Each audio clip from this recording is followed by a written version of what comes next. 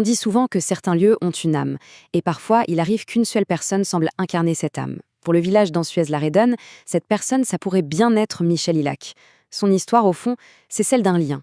Un lien vraiment indéfectible entre un maire et sa commune. Un village suspendu. J'aime bien cette image. Ça évoque un équilibre fragile. Et depuis plus de 20 ans, il y a un homme qui a fait de la préservation de cet équilibre sa véritable mission. Forcément, le visage le plus connu de Michel Hilac, c'est celui du maire. C'est une fonction qu'il occupe avec une constance qui en dit long, vraiment très long, sur le lien de confiance qu'il a réussi à tisser avec les habitants. Et cette confiance, elle se vérifie dans les urnes, de manière assez spectaculaire. Regardez, 2008, 2014, 2020. 3 élections et à chaque fois, 3 victoires nettes. C'est bien plus qu'un simple succès politique. Ça ressemble plutôt à une sorte de fidélité réciproque, presque une évidence entre un homme et sa communauté. Alors, concrètement, ça se traduit comment, cette confiance? Par un exercice d'équilibriste permanent. D'un côté, il faut moderniser. On rénove les écoles, on améliore les équipements sportifs, on sécurise le sentier du littoral. Mais de l'autre, et c'est peut-être le plus dur, il faut préserver à tout prix l'âme du village et son patrimoine naturel unique. Et cette mission de protection, elle ne s'arrête pas aux frontières du village, loin de là. En tant que président du parc marin de la Côte Bleue, il est face à un défi énorme.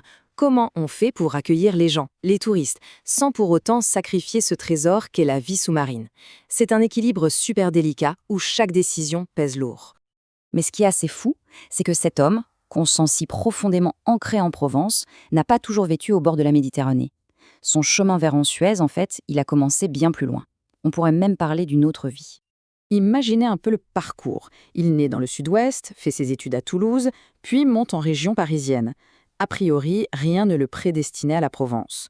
Et en 1980, il entre à la SNCF, une maison qui va devenir son univers pendant les 30 prochaines années. Et à la SNCF, il gravit tous les échelons. De la sécurité ferroviaire à la direction de gare, elle participe même à la grande aventure du TGV. Et puis, arrive la bascule. Une mutation à Marseille. Et c'est là que tout change. C'est le début de sa vie méditerranéenne, et son destin va prendre un virage complètement inattendu. Quand on met les deux vies côte à côte, le contraste est saisissant, non? On passe du manager SNCF au maire de village, de la région parisienne à Ansuez, de l'échelle nationale des grands réseaux de TGV à la dimension ultra-locale d'une communauté soudée. C'est un changement radical de vie et de perspective. Bon, on a vu le maire, on a vu l'ancien de la SNCF, mais au-delà de la fonction, qui est l'homme? Qu'est-ce qu'il fait vibrer loin des dossiers de la mairie? Et là, on découvre un portrait beaucoup plus intime, un homme ancré. Ancré dans sa famille, il a un frère jumeau d'ailleurs, et ancré dans la terre. Sa passion pour le rugby, ça en dit long sur les valeurs de collectif. Et puis, la bonne chair, la cueillette des asperges, des champignons, tout ça, ça révèle un attachement profond aux choses simples, vraies, authentiques en fait. Cette phrase, c'est sans doute la clé pour comprendre le personnage. Elle fait le lien entre l'homme privé et la personne publique. Elle suggère que pour lui, l'authenticité, ce n'est pas une posture qu'on adopte pour une élection, mais un véritable principe de vie. Alors, si on essaye de rassembler toutes les pièces de ce puzzle, comment on pourrait résumer son action? Quel est, au fond, l'héritage de Michel Hilac après toutes ces années passées au service de sa commune? Le terme qui le définit peut-être le mieux, c'est celui-ci, serviteur du lien humain. Ça peut paraître un peu formel, dit comme ça, mais en réalité, c'est très concret.